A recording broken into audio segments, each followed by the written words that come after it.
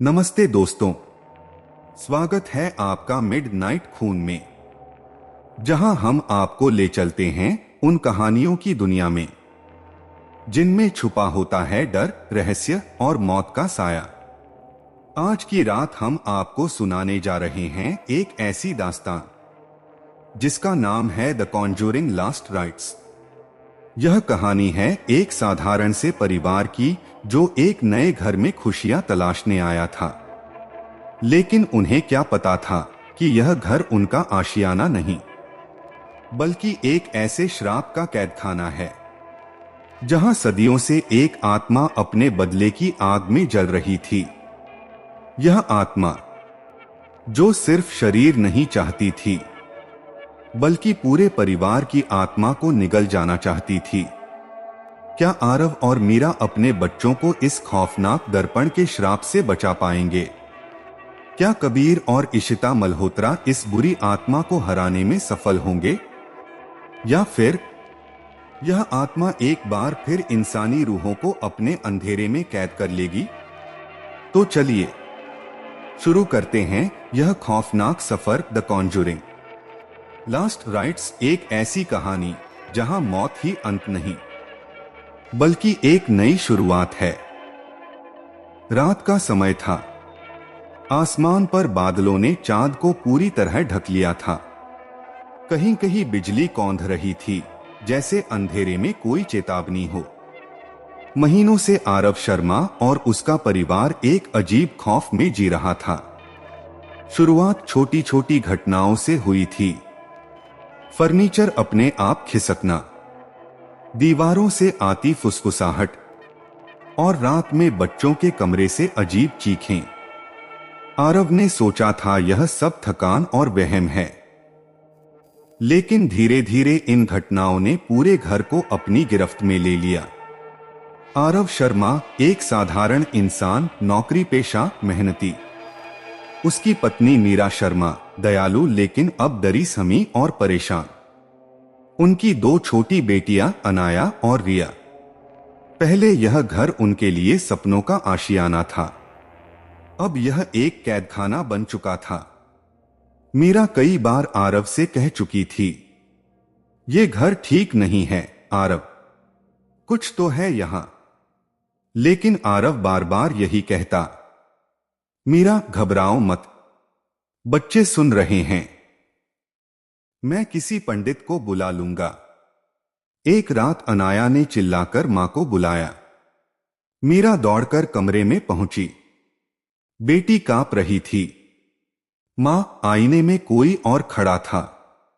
मैं नहीं थी। मीरा ने घबराकर दर्पण देखा, लेकिन उसमें सिर्फ अनाया का चेहरा था। उसने बेटी को गले लगाया और उसे समझाया, लेकिन यह वही दर्पण था जिसने शर्मा परिवार की जिंदगी बदल दी। धीरे धीरे घटनाएं भयानक होने लगीं। रात के 3 बजे घर की सारी खिड़कियां एक साथ खुल जाती। किचन के बर्तनों की आवाजें अपने आप गूंजती, और कई बार आरव को लगता कोई अदृश्य हाथ उसकी गर्दन पकड़ रहा है। मीरा ने आरव से कहा, हमें मदद लेनी होगी, ये अब हमारे बस का नहीं। आरव, जो अब तक इनकार करता आया था, इस बार चुप रहा। उसे भी एहसास हो चुका था कि यह घर अब किसी अदृश्य ताकत का अड्डा बन चुका है। आखिरकार आरव और मीरा ने देश भर में मशहूर पैरानॉर्मल जांचकर्ताओं से संपर्क किया। उनका नाम था कबीर और इशिता मल्होत्रा। कबीर एक साहसी शोधकर्ता जिसने दर्जनों भूतिया मामलों को सुलझाया था। इशिता उसकी पत्नी जो एक क्लेरवॉयंट थी, यानी उसे आत्माएं और उनकी ऊर्जा महसूस होती थीं। जब शर्मा परिवार ने उनसे संपर्क किया तो कबीर ने बस इतना कहा, हम कल ही आ रहे हैं। लेकिन याद रखना, जो भी यहां है उसे हराना आसान नहीं होगा। अगली शाम जब काली घटाएं आसमान पर छाई हुई थीं, तब कबीर और इशिता मल्होत्रा शर्मा परिवार के घर पहुंचे। दरवाजा खोलते ही मीरा की आंखों में नींदहीन रातों का बोझ और डर साफ झलक रहा था। भगवान आपका भला करे। जल्दी आइए, हम और बर्दाश्त नहीं कर सकते, उसने कांपती आवाज में कहा। घर के भीतर कदम रखते ही कबीर ने ठंडी हवा का झोंका महसूस किया, लेकिन खिड़कियां बंद थीं। इशिता ने चारों ओर नजर दौड़ाई। दीवारों पर काले धब्बे और खरोंचे थीं, जैसे किसी ने नाखूनों से चीरे हों। छत से लटकती लाइट बिना हवा के भी झूल रही थी। इशिता ने आंखें बंद कर दी। उसके माथे पर पसीना छलक आया। कबीर, यहां कोई साधारण आत्मा नहीं है, यह किसी वस्तु से जुड़ा हुआ है। कबीर ने धीमी आवाज में पूछा, क्या तुम देख पा रही हो? इशिता ने हाथ उठाकर इशारा किया।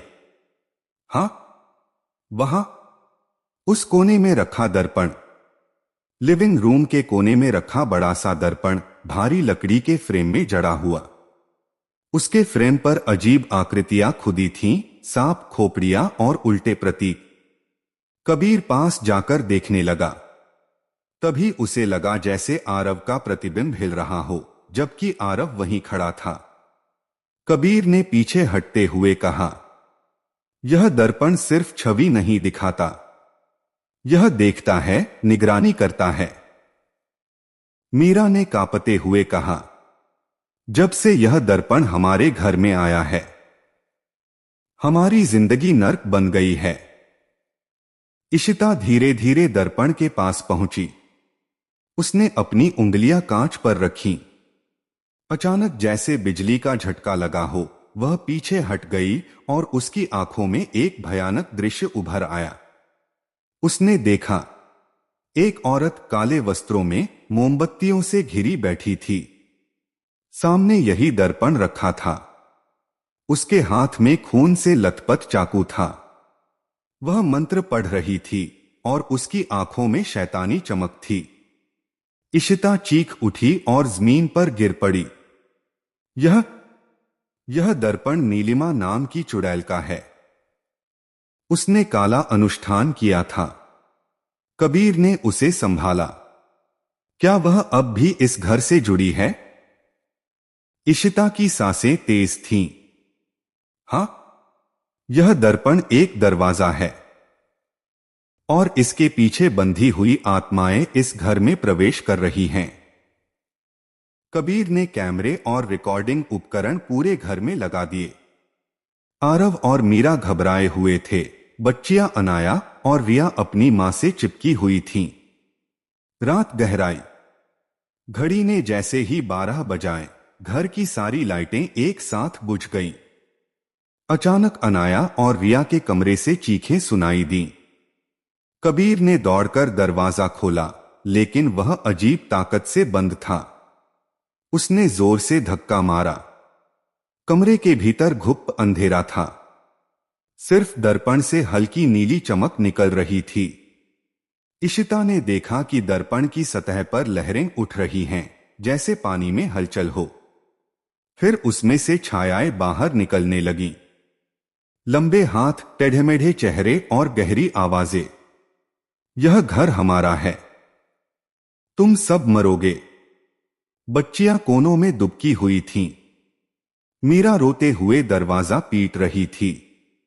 कबीर ने क्रॉस उठाकर ऊंची आवाज में प्रार्थना शुरू की।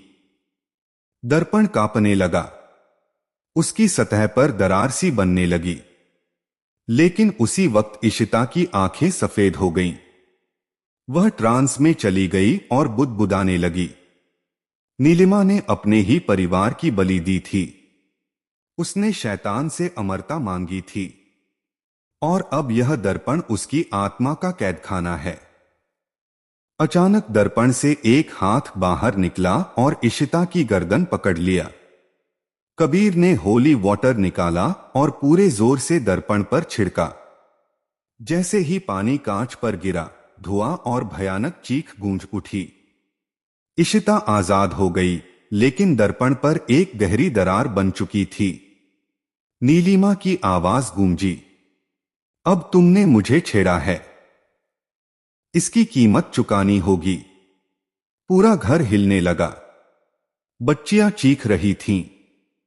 मीरा और आरव जमीन पर गिरकर प्रार्थना कर रहे थे। कबीर ने इशिता की ओर देखा। हमें इसे नष्ट करना होगा। लेकिन कैसे? इशिता ने धीमी कांपती आवाज में कहा। नहीं कबीर, यह सिर्फ दर्पण नहीं, यह एक दरवाजा है। जब तक हम इसे पूरी तरह सील नहीं करेंगे, यह फिर खुल जाएगा। कबीर और इशिता को एहसास हो गया था कि यह दर्पण सिर्फ किसी चुड़ैल की वस्तु नहीं, बल्कि नीलिमा नामक काली साधिका का सीधा दरवाजा था। अगर इस रात इसे बंद न किया गया तो शर्मा परिवार की आत्माएं हमेशा के लिए कैद हो जाती। कबीर ने आरव और मीरा से कहा, तुम लोग बच्चियों को सुरक्षित रखो।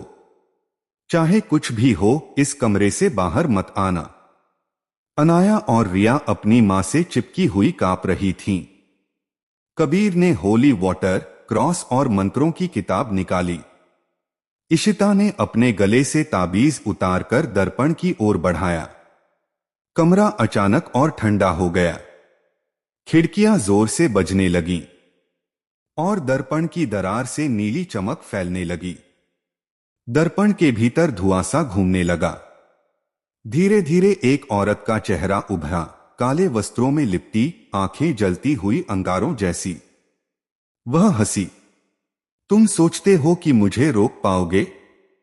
मैंने अपने ही खून से इस दर्पण को बनाया है। कोई भी इंसान इसे नष्ट नहीं कर सकता। इशिता कांपते हुए बोली, नीलिमा, तूने अपने परिवार की बलि दी, लेकिन तेरी आत्मा शांति कभी नहीं पाएगी। नीलिमा ने गुर्राते हुए कहा, शांति? मुझे शक्ति चाहिए। और इस घर के मासूम बच्चे, उनकी आत्माएं मेरी होंगी। अनाया जोर से रो पड़ी। मीरा ने उसे गले लगा लिया। इशिता की आंखें सफेद हो गईं। वह ट्रांस में चली गई और जमीन पर बैठकर तेज आवाज में बोलने लगी। दर्पण के पीछे एक भूल भुलैया है। वहां हजारों आत्माएं कैद हैं। वे चिल्ला रही हैं, बचाव की गुहार कर रही हैं। अगर हमने आज इसे सील नहीं किया तो उनकी चीखें कभी खत्म नहीं होंगी। कबीर ने प्रार्थना शुरू की। नीलिमा चीख उठी। दर्पण की सतह हिलने लगी। अचानक उससे दो लंबे हाथ बाहर निकले और कबीर की गर्दन पकड़ ली। कबीर की सांस रुकने लगी। उसने पूरे जोर से होली वाटर दर्पण पर फेंका। धुआं और चीखें उठीं। इशिता ने अपनी ताबीज हवा में उठाकर मंत्र पढ़ा। अचानक कमरे में रोशनी फैल गई। दर्पण से निकलकर नीलिमा का पूरा रूप सामने आ गया। लंबे बाल, मुड़े हुए हाथ, चेहरा आधा इंसानी आधा राक्षसी। वह हवा में तैर रही थी। तुम मुझे रोक नहीं सकते। यह घर मेरा है। कबीर ने पूरी ताकत से क्रॉस उसकी ओर उठाया। तेरा कोई हक नहीं इस घर पर। मैं तुझे ईश्वर के नाम पर आदेश देता हूं, इस जगह को छोड़ दे। दर्पण की दरार और चौड़ी हो गई। अंदर से आत्माओं की चीखें सुनाई देने लगीं। इशिता ने जोर से मंत्र पढ़ा और आरव से कहा, जल्दी बच्चों के नाम पुकारो। उनकी मासूमियत ही इस श्राप को तोड़ सकती है। आरव और मीरा दोनों ने मिलकर चीखते हुए पुकारा, अनाया, रिया, हम तुम्हें बचाएंगे। रोको मत, प्रार्थना करो। बच्चियां रोते रोते प्रार्थना करने लगीं। उनकी आवाजें कमरे में गूंज उठीं। दर्पण अचानक जोर से कांपा और नीलिमा की चीख पूरे घर को हिला गई। उसका शरीर राख की तरह बिखर गया और दर्पण पर क्रैक पूरी तरह फैल गया। कबीर ने हथौड़ा उठाया और पूरी ताकत से दर्पण पर दे मारा। कांच टूटकर बिखर गया। अचानक सब कुछ शांत हो गया। हवा सामान्य हो गई, खिड़कियां थम गईं और घर में सन्नाटा छा गया। इशिता थककर जमीन पर गिर पड़ी। कबीर ने उसका हाथ थाम लिया। मीरा रोते हुए बच्चियों को गले लगा रही थी। आरव ने कबीर और इशिता के सामने हाथ जोड़ दिए। आप दोनों ने हमारी जिंदगी बचा ली। कबीर ने गंभीर स्वर में कहा। नहीं, तुम्हारे बच्चों की मासूमियत ने इस श्राप को तोड़ा। हमने बस मार्गदर्शन किया। रात का खौफ खत्म हो चुका था। टूटे दर्पण के टुकड़े फर्श पर बिखरे पड़े थे, जिनसे हल्की धुआं जैसी भाप उठ रही थी। कमरा अब शांत था। न ठंडी हवाएं, न अजीब आवाजें। आरव ने अपनी बेटियों को गले से कसकर लगा लिया। अनाया और रिया रोते हुए धीरे धीरे शांत हो रही थीं। मीरा की आंखों से लगातार आंसू बह रहे थे। भगवान का लाख लाख शुक्र है, हमने अपनी बच्चियों को खोने से बचा लिया। कबीर ने इशिता की ओर देखा। वह थकी हुई थी, लेकिन उसकी आंखों में संतोष था। नीलिमा की आत्मा अब इस दुनिया में नहीं है। दर्पण नष्ट हो चुका है। यहां अब कोई बंधन नहीं रहेगा। इशिता धीरे से उठी और आरव की ओर मुड़ी। लेकिन याद रखो आरव, बुराई कभी पूरी तरह खत्म नहीं होती। यह कहीं और किसी और रूप में फिर जन्म ले सकती है। कबीर ने गंभीरता से कहा। महत्वपूर्ण यह है कि तुम सब साथ हो और तुम्हारा विश्वास मजबूत है। यही तुम्हारी ढाल बनेगा। मीरा ने कांपती आवाज में पूछा, क्या हम कभी फिर सामान्य जिंदगी जी पाएंगे? इशिता ने उसका हाथ थामा। जिंदगी हमेशा घाव देती है मीरा, लेकिन यही घाव हमें मजबूत भी बनाते हैं। तुम्हारा परिवार अब पहले से और मजबूत है।